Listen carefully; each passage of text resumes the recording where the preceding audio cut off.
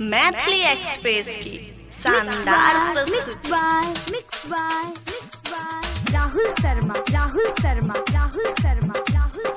हरपुर बाजार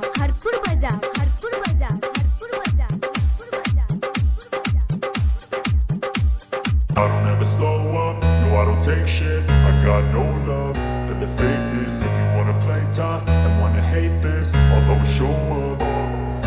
I don't ever slow up, no I don't take shit. I got no love for the fakeness. If you wanna play tough and wanna hate this, I'll always show up and make a statement. I don't ever slow up, no I don't take shit. I got no love for the fakeness. If you wanna play tough and wanna hate this, I'll always show up and make a statement. Everything I do so instinctive and so passionate. Every word I move so descriptive like an adjective. I got a vendetta against people who patented being negative when you should be getting after it.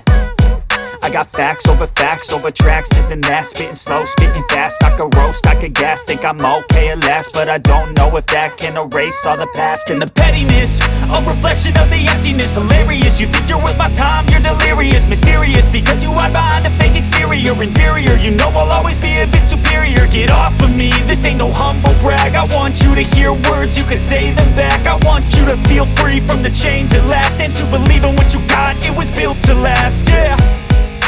Now that I've been put through hell, I never got anyone's help. I had to do it all myself. I don't ever slow up, no I don't take shit. I got no love for the fakeness. If you wanna play tough and wanna hate this, I'll always show up and make a statement. I don't ever slow up, no I don't take shit. I got no love for the fakeness. If you wanna play tough and wanna hate this, I'll always show up and make a statement. Gonna learn the consequence of being incompetent. Mental health is confidence, dreams and some honestness. I'm not here to save the day, that's for you to take away. I could play a million mind games, but instead I say something not illogical, something that is topical. Rub it on and watch it go, make yourself unstoppable. तोरा चलते लबड़िया बुखार दिल चो। पहले नजर में तोरा से प्यार दिल छो। पहले नजर में तोरा से प्यार दिल छो। मैथिली एक्सप्रेस की शानदार प्रस्तुति। मिक्स बाय राहुल शर्मा हरपुर बाजार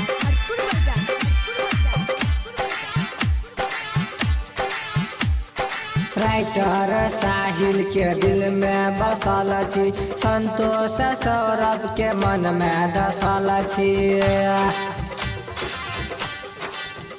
हाँ, राइटर साहिल के मन में बसल छी, संतोष सौरभ के दिल में धसल छी। शादी करे के तो से विचार दिल छो। शादी करे के तो से विचार भेल छो। पहले नजर में तोरा से प्यार भेल छो। पहले नजर में तोरा से प्यार भेल छो। मिक्स बाय राहुल शर्मा हरपुर बाजार गोपालगंज।